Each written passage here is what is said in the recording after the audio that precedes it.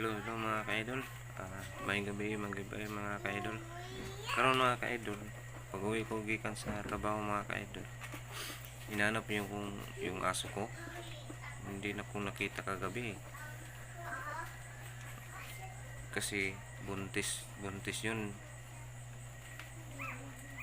Pagka-aga, hinanap ko. Nanganak na pala. Yung anak niya pala mga ka-idol, 8. Pangalawa lang itong panganak niya.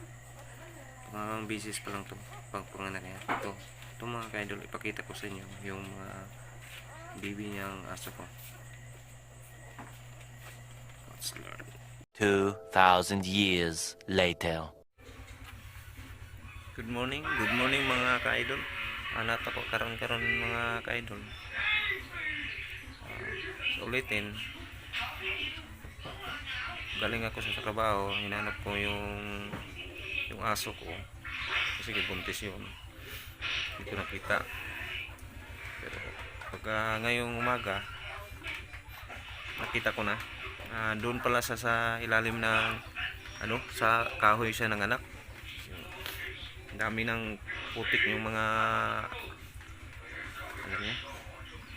anak niya, mga aso, mga anak. Ito mga ka-idol, tingnan natin.